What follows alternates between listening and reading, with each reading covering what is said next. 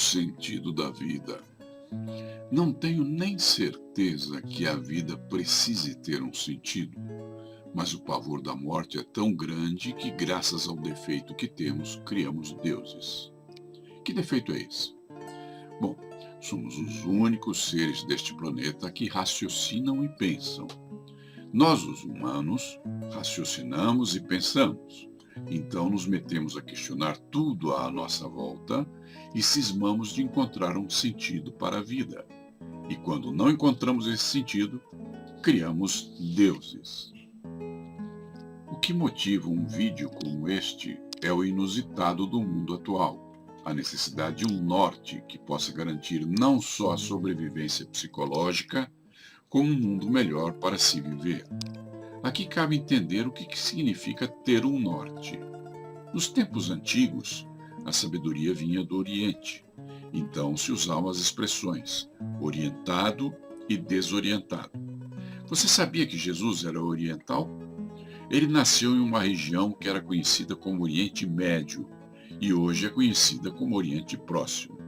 Portanto, ele, além de ser negro e africano, era oriental.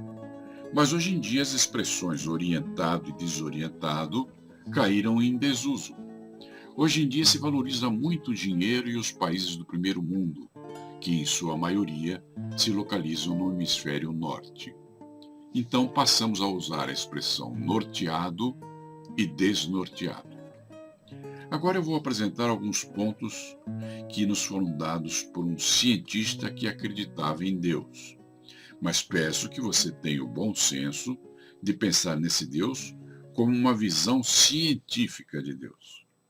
Abraham Cressy Morrison, o autor do texto que eu vou ler agora, era um cientista que foi presidente da Academia de Ciências de Nova York.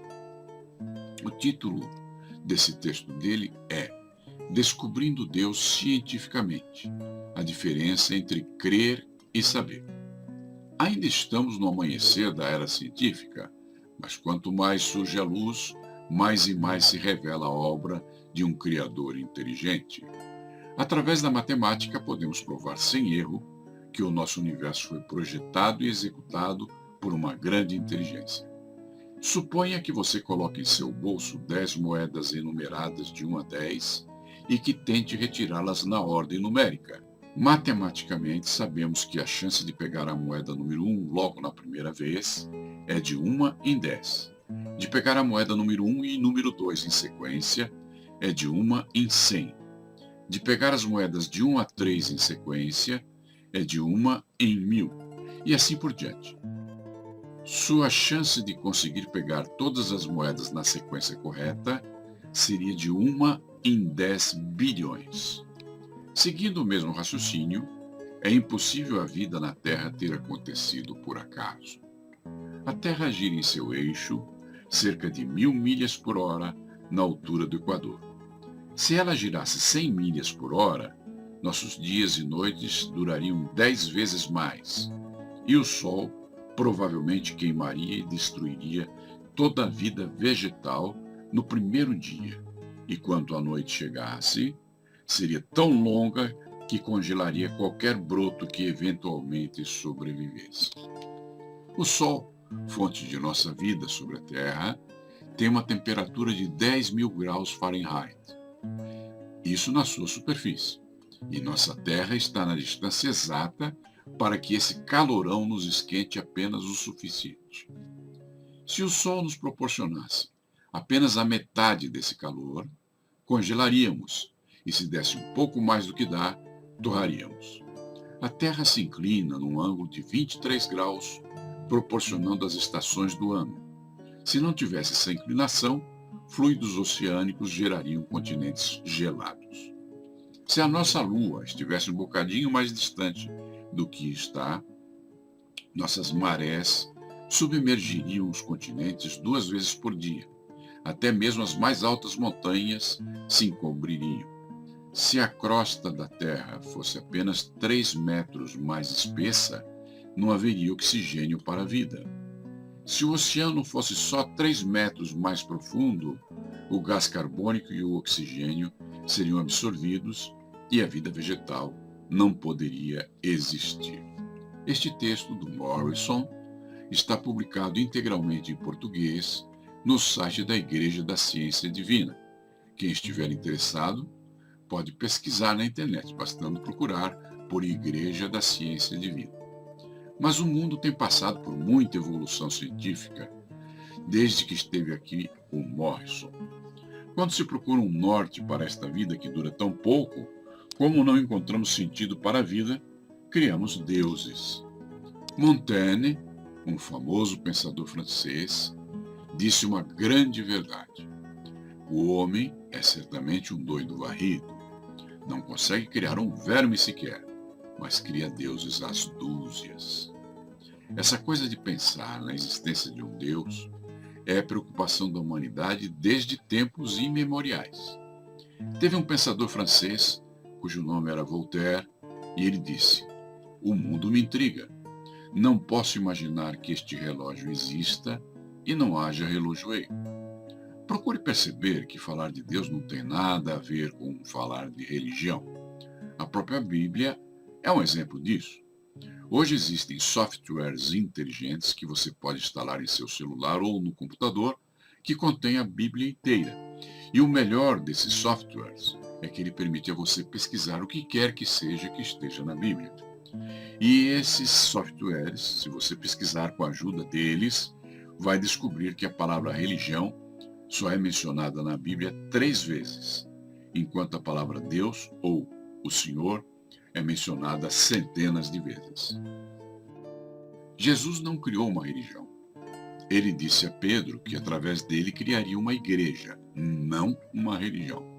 Igreja e religião são coisas completamente diferentes. Segundo a Bíblia, Jesus nasceu dentro da religião dos judeus, mas ele nunca citou a Deus como mencionado na religião judaica. Ele sempre o citou como um pai.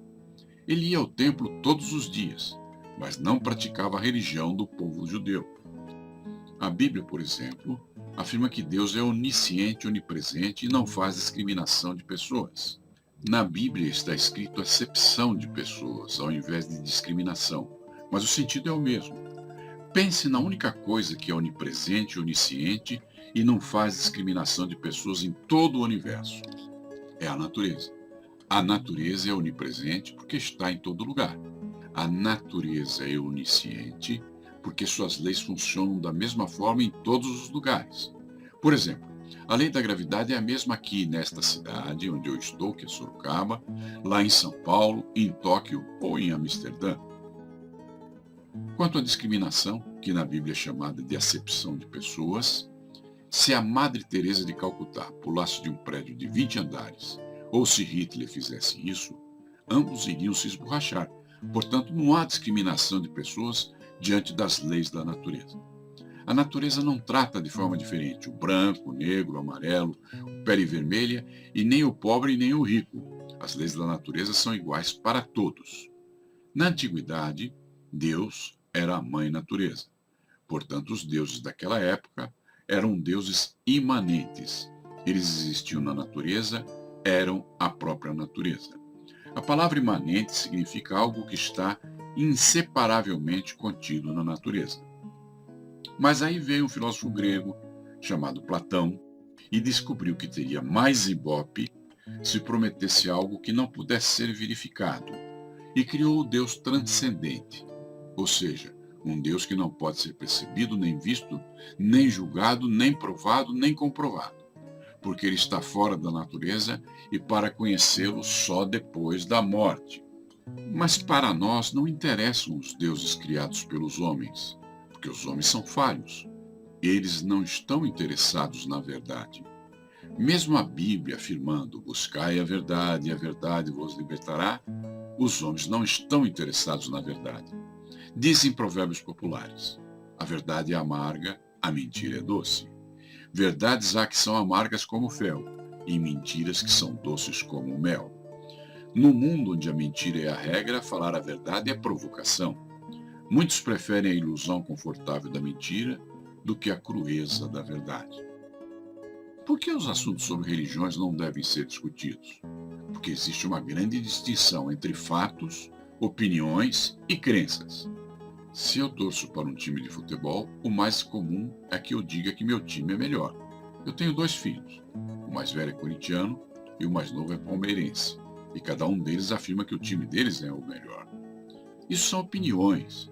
E opiniões nada têm a ver com fatos.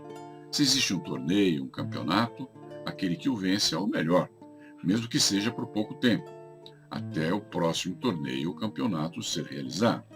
Este é um bom momento para aprender a diferença entre ser e estar. Você ser homem ou você ser mulher é ser, mas ninguém é gordo ou magro. Você está gordo ou você está magro, porque tudo que é condicional está, não é?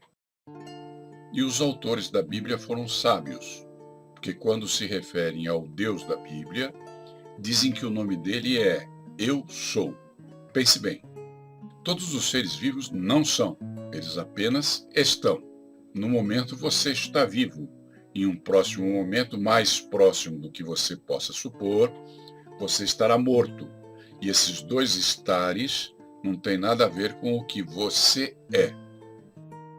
Logo, a natureza, não sendo um ser, ela existe para sempre. Ela é a única coisa que pode dizer eu sou, né? Porque ela é a natureza. Se ela fosse um ser, ela teria que dizer eu estou. Existe alguma possibilidade de considerarmos Deus através de fatos, ao invés de opiniões e crenças? É claro que existe. A ciência se fundamenta na racionalidade e na lógica, e não em crenças e opiniões. Procure primeiro observar o significado da palavra ciência. Ciência, do latim scientia, se traduz por conhecimento. E como é que fica essa questão de Deus diante da ciência, diante do conhecimento fundamentado em fatos e não em opiniões ou crenças? Em primeiro lugar, é preciso que se entenda que Deus é uma palavra que foi adotada pelas religiões por falta de um termo melhor. A maioria dos cientistas são ateus, mas sabem que existe a natureza. Aceito isso e respeito as leis da natureza, porque afinal, se não o fizerem, como é que eles poderiam sobreviver como cientistas, já que são essas leis que fundamentam a ciência?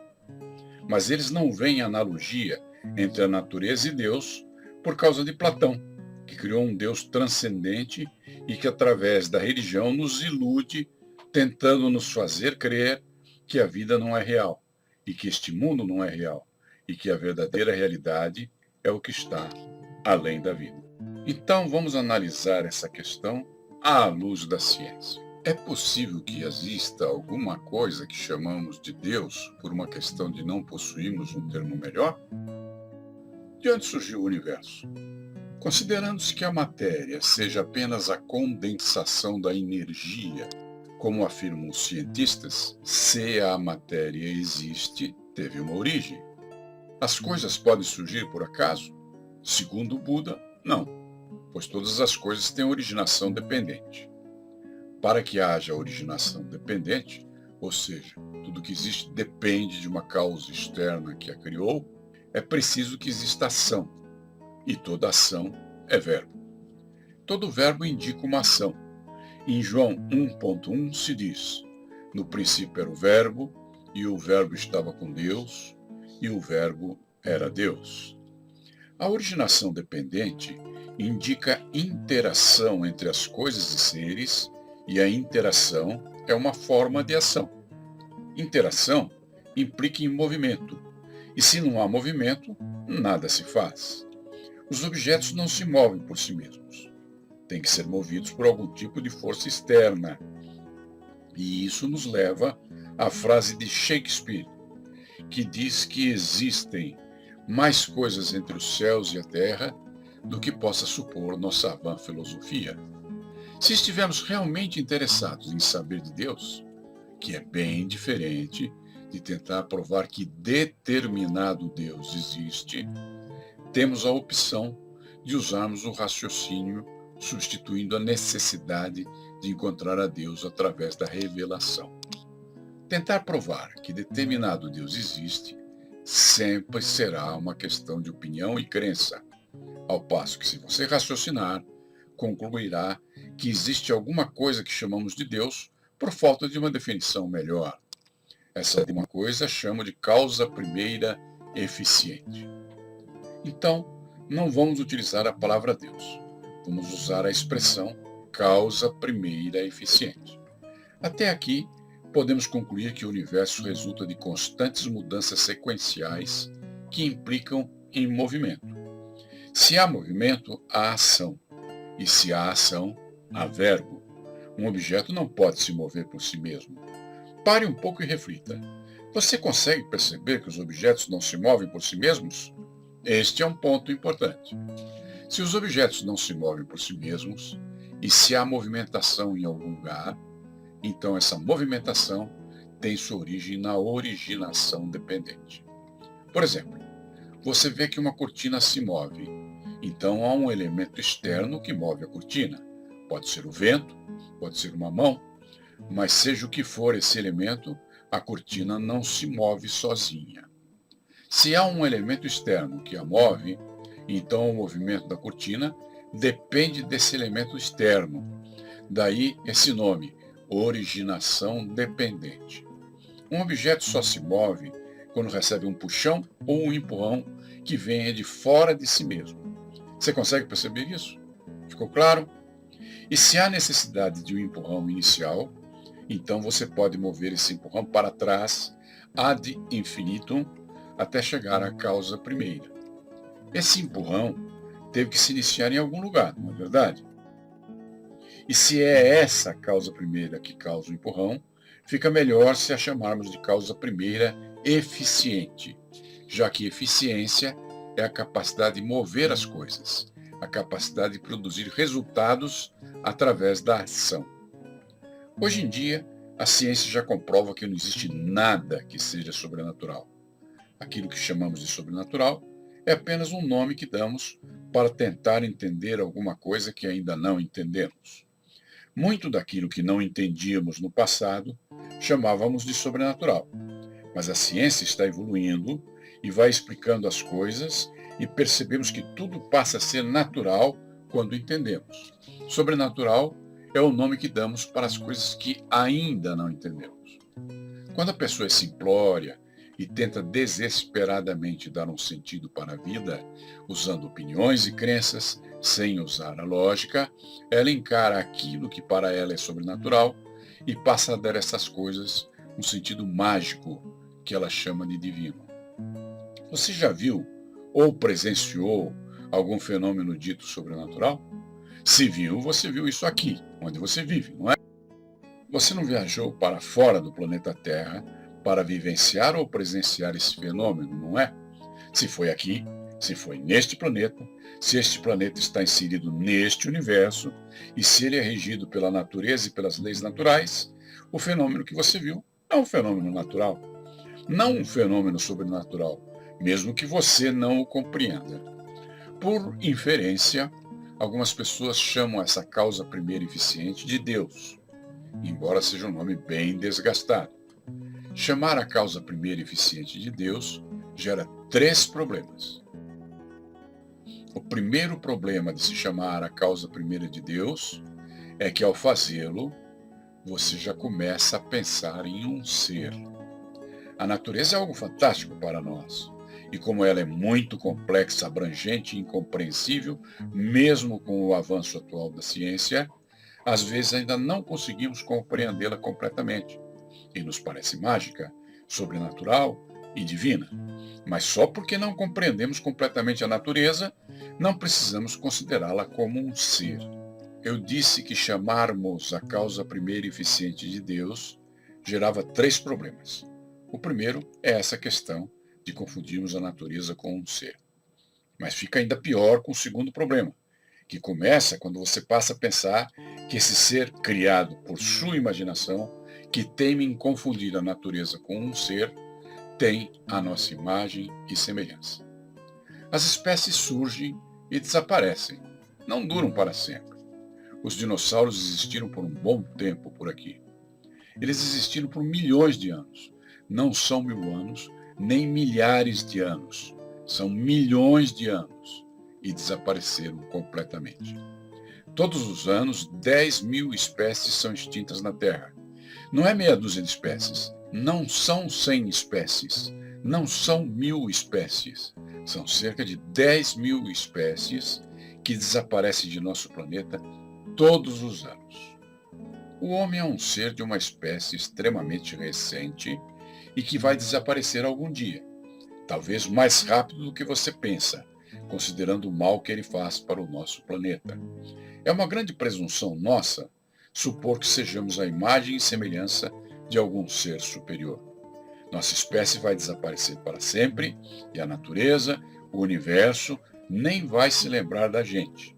Assim, no estalar de um dedo, a humanidade desaparecerá.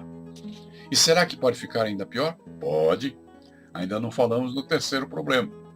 O terceiro problema é que você pode começar a imaginar que esse ser se incomoda com você e que responde suas preces, ou que há alguma razão mágica e sobrenatural para as coisas serem como são.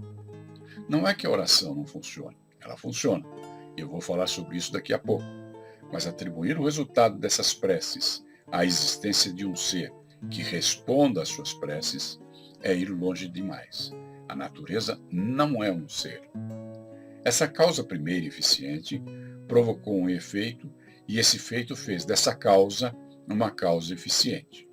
E esse primeiro efeito deu origem a outro, e a outro e a outro, prosseguindo infinitamente. Temos então que há uma causa que chamamos de causa primeira, e se ela provoca um efeito, é uma causa primeira eficiente.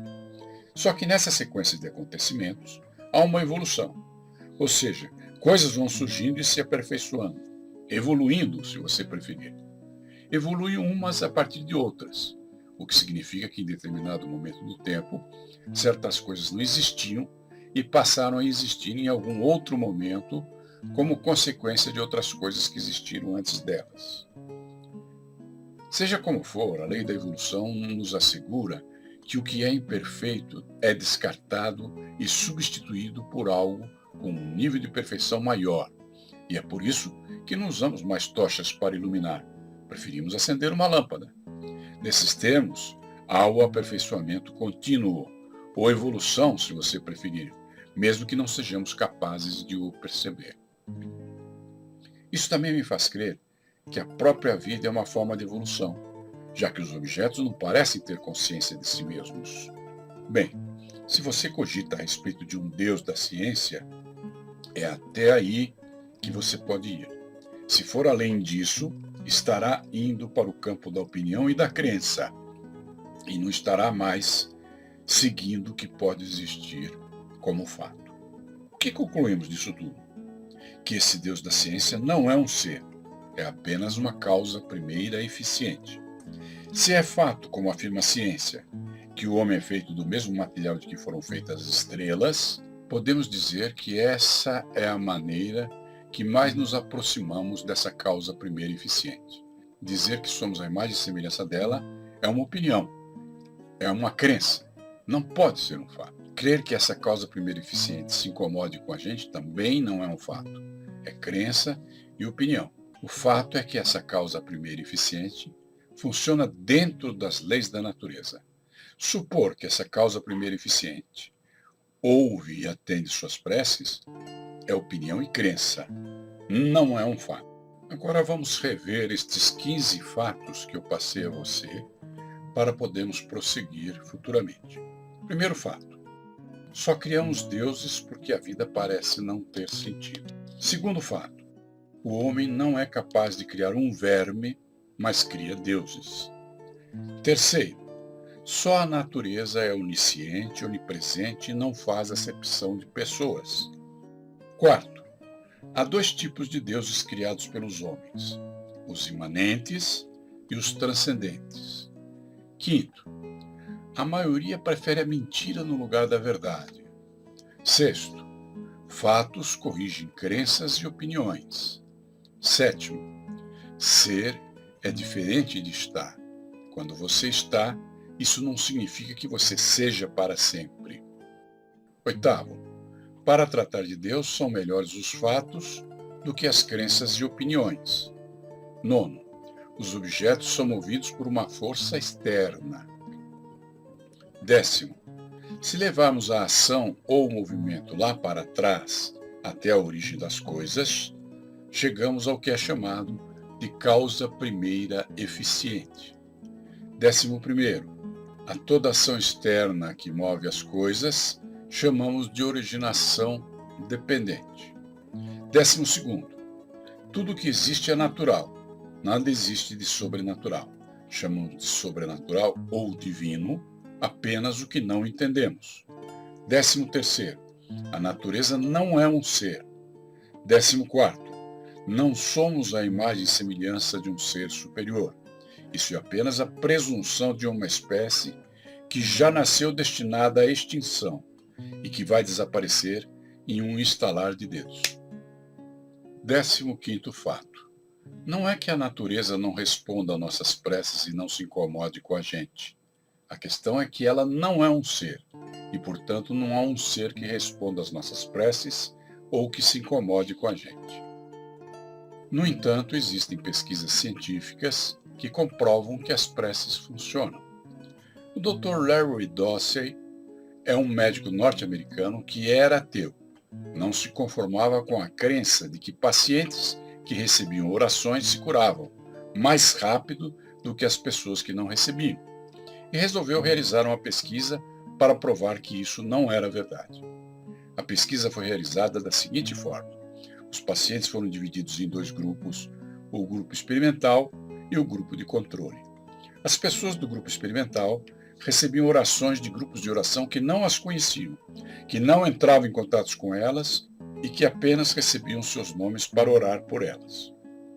As pessoas que recebiam as orações alcançavam alta em um prazo de tempo menor do que as pessoas que não recebiam. Veja bem, esse médico tentou provar que as orações não funcionam e provou exatamente o contrário. Como resultado dessa pesquisa, ele publicou vários livros. Alguns existem em português. Mas o mais interessante dessa pesquisa é que as orações eram feitas por pessoas de diferentes religiões e os resultados eram os mesmos. Ora, se um muçulmano, um cristão e um hindu conseguem resultados semelhantes, chegamos a 2 conclusões que não explicam, mas podem ser úteis ao considerar essa questão. Primeira, a natureza dispõe de um mecanismo que interage com a mente das pessoas e que atende às preces conduzindo à cura da pessoa por quem se ora. Segunda, não temos pesquisas científicas que expliquem como que esse mecanismo atua, mas pelas pesquisas do Dr. Larry Dossey, sabemos que atua independente das crenças religiosas e parece ter algo a ver com o focar da atenção e com os mecanismos de mentalização e de visualização. Considerando as obras do Dr. Joseph Murphy, creio que a causa primeira eficiente, ou Deus, se você preferir outro nome, tenha criado um mecanismo em nossa mente que o Dr. Murphy chama de subconsciente, e que esse mecanismo, entre aspas, é que traz os resultados para as mentalizações, visualizações e preces. Obrigado por sua atenção.